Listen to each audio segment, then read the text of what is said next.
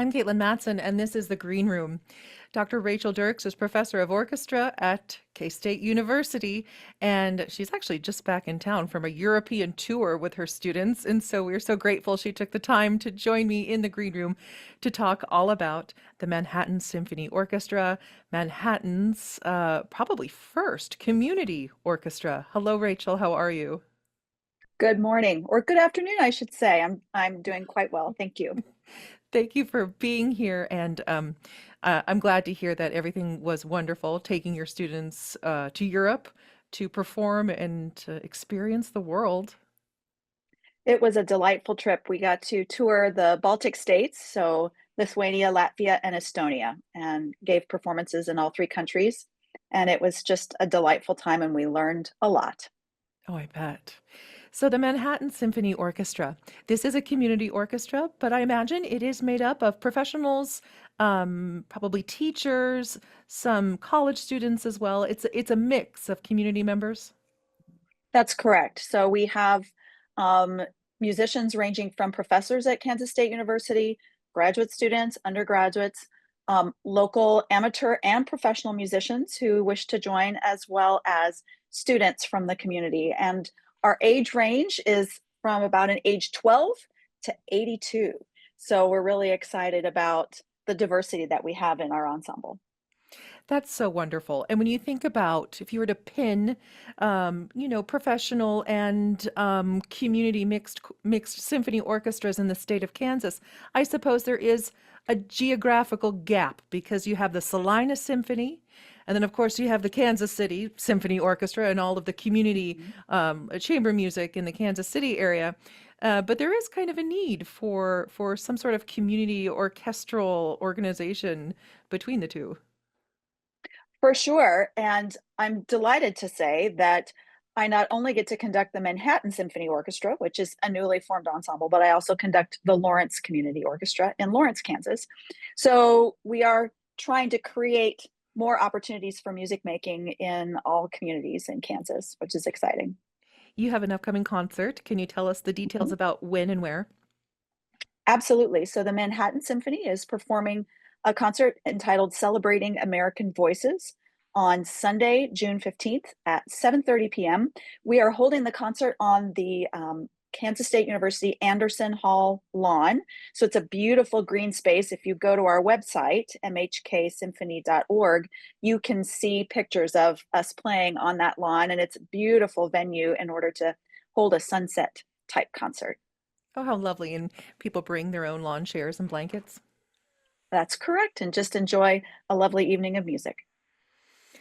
When did this, when was this established? You've been performing with this organization. Has it been almost 2 years? It has, it's been a little bit over 2 years. It's kind of a funny story. So, I've been at Kansas State University 7 years, and I recognized that there really wasn't an opportunity for community members to share music in a larger orchestral ensemble. Um, And I worked with the Manhattan Youth Symphony, which is a vibrant orchestral program in the Manhattan community. And so I knew there was a niche and a need for something like that. There was a semester 2 years ago when I had four conducting graduate students, all in the same cohort. And we had a conversation about what they wanted to do in the world as they went out as conductors. And they all said they wanted to try forming new ensembles. And so we used the Manhattan Symphony Orchestra as a way to learn on the ground, like how do you establish an orchestra? What are the steps that you have to do to make that happen?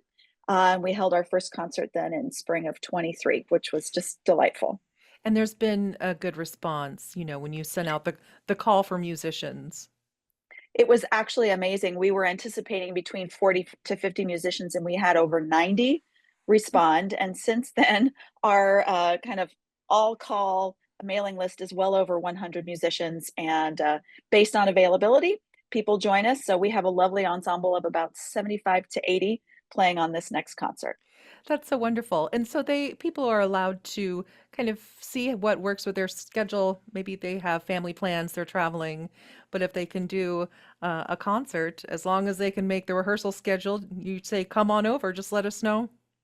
Absolutely. Absolutely. We are excited to announce that we have an actual season next year. We have 3 official concerts, on the books, and we're just really excited about, kind of taking this ensemble to its next level. I think this is so wonderful, and making it so accessible is important too. I mean, a free community symphony orchestra, it's outdoors and on the beautiful K-State campus. People should Mhm. not be intimidated. You've literally stripped away everything that would make a symphony orchestra concert intimidating to somebody. You come in shorts and you sit on a blanket.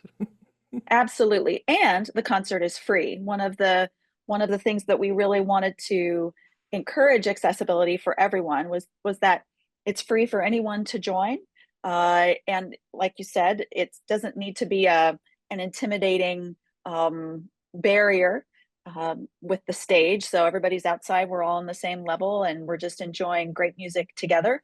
The music that we choose to play outdoors oftentimes is, we won't play a full symphony per se, but we are playing really great works by William Grant Still, Florence Price, Duke Ellington, Cole Porter, Scott Joplin, and so it's going to be a great concert.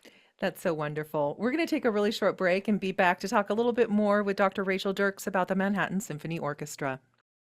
The gorgeous intermezzo from Cavalleria Rusticana by Pietro Mascagni. This is the Green Room, and I am talking with Dr. Rachel Dirks, who is the director of orchestra at K-State University. She's also the conductor of the Manhattan Symphony Orchestra, which is a community orchestra in Manhattan. They are preparing for their next concert, which is Sunday afternoon. It is on the K-State campus. Tell us again, Rachel, about all of those logistical details. Of course. So on the Anderson lawn of the K-State campus, we'll be holding our concert at 7:30 p.m. Bring your lawn chair or blanket and just enjoy a beautiful evening of music at sunset.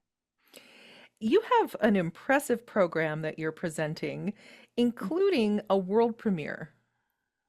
Absolutely. So our program is entitled Celebrating American Voices. We are celebrating composers like Florence Price, William Grant Still. We're also featuring Porgy and Bess by Gershwin with soprano soloist Vanessa Thomas, who is originally from Clay Center and now sings all over the world. So we're excited to feature her. We also are featuring the world premiere of Scott Freeby's piece, Joy is Here. So Scott Freeby is a local Manhattan composer who taught in the public schools of Manhattan for many years. He came to our concert a year ago and was so inspired by our concert that he wrote this piece. And what's beautiful about this piece is that within it are all of these little musical motifs and ideas that represent musicians, students, community members throughout the piece itself. So we're excited to perform Joy is Here for the very first time. For more information about the Manhattan Symphony Orchestra, they have a great website. You can read about their history, the staff, the board, and that website is mhksymphony.org. mhksymphony.org. Rachel, thank you for taking the time to come speak about the Manhattan Symphony. And please come back. In fact, maybe we'll talk with you in just a few months as you're gearing up for the K-State fall semester, and you can tell us about what's going on with your orchestra department. Would love that very much. And thank you so much for the opportunity to chat with you today. Anytime.